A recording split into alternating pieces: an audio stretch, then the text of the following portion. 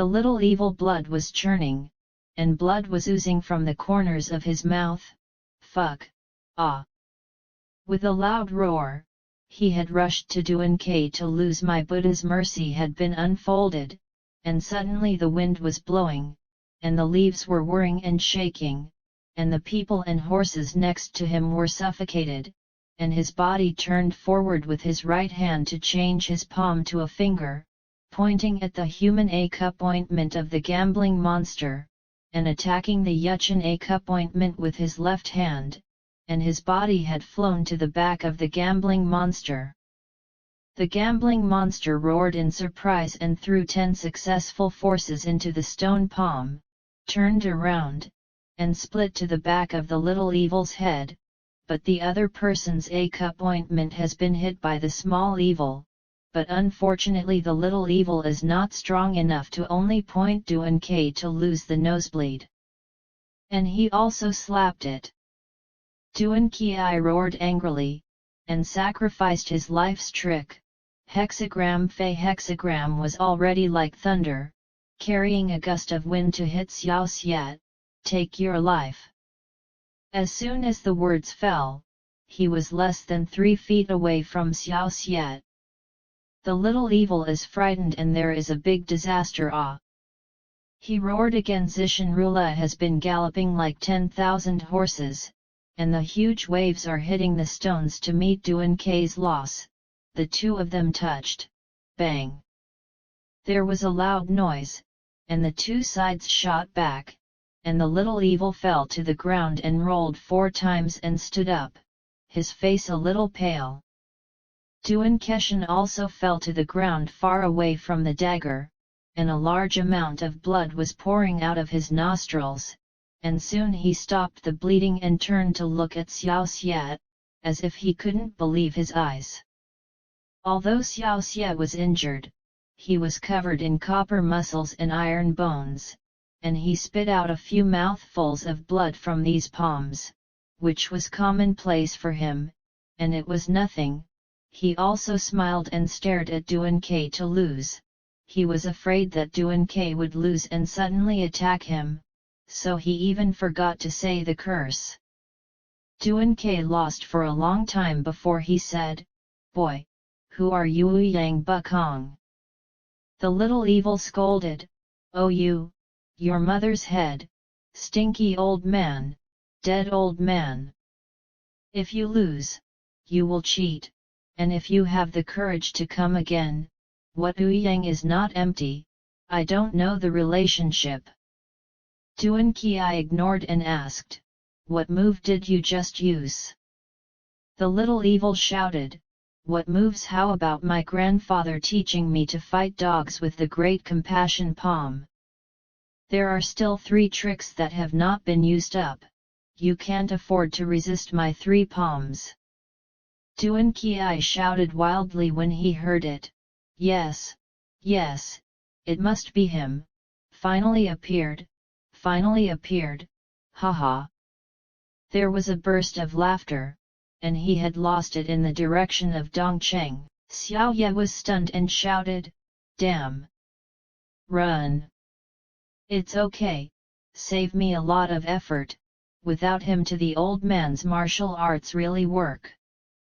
He walked confidently towards the fortune-telling stall, and when he arrived at the stall, he sat down and said with a smile, "Uncle Joe, it's so dangerous. If it weren't for my grandfather who taught me those hands, I don't think I would have died in his hands."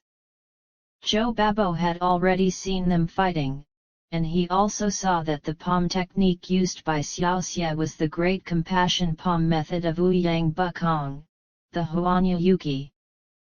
Thinking that 20 years ago, Ouyang Buzi beat the invincible opponents all over the world with a set of Lone Star sword technique and great compassion palm method, and his medical skills are unparalleled in ancient and modern times, countless living people, and martial arts are admired by everyone.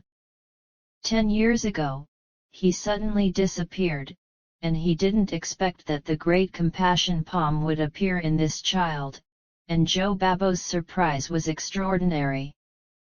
Zhou Babo said, "Little brother, your martial arts are really good, it's not easy for even the 6 monsters to defeat you." The little evil said, "Fortunately, my grandfather beats me every day, otherwise I will be seriously injured if I don't die this time." "And what's your grandfather's name?" "I don't know, I was taken by him to raise me when I was 4 years old, and the relationship between the two of us has not been figured out yet."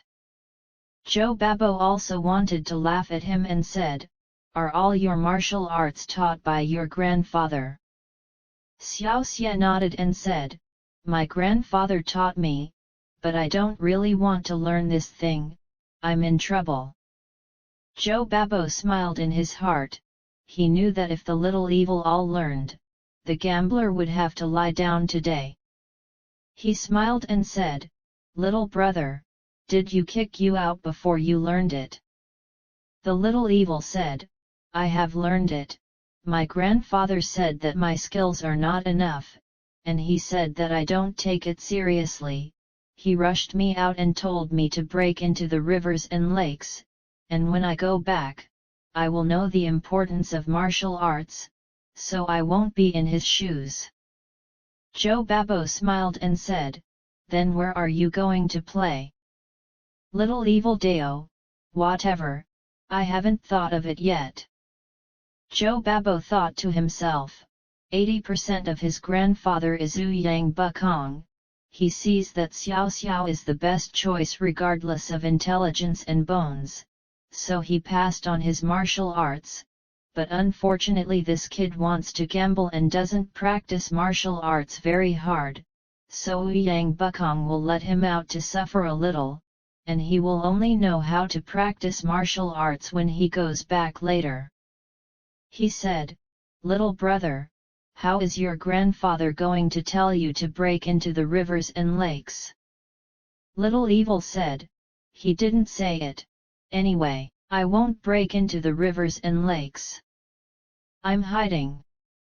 But I want to go to Flying Dragon Castle and do something."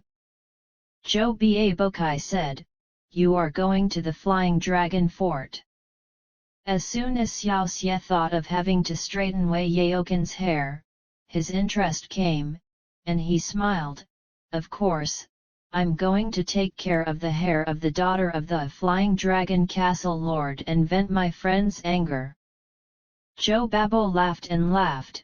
There are such people in the world, in order to bury people's bald heads, they do not hesitate to take the first big castle in martial arts as the enemy, and they also talk and laugh, as if this matter is very easy to do. He said, "You are alone, are you not afraid?" "What are you afraid of? Flying Dragon Castle is not the Hades Palace, even if I am not afraid, this stinky girl is dead." Zhou Babo looked at the little evil face and was a lot more relieved. He said, "Little brother, if you want to go, you have to be careful, although the Flying Dragon Castle is decent, but you have to take care of other people's bald heads, they will not be silent, you pay more attention. If you return to Lanzhou, come here to find me, and we will talk again." The little evil said, "Okay. Then I'll disagree." With that, he turned and left. Zhou Babo beckoned and smiled, "Young brother, take care. XXX." As soon as he returned to the inn, Xiao greeted the soil and said, "Little guest officer, a female guest officer just came to you.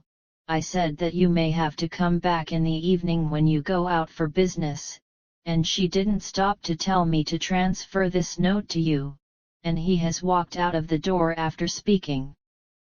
Xiao took out a note from his pocket and handed it to Xiaoxie and said, "That female guest officer is very beautiful, it must be your sister."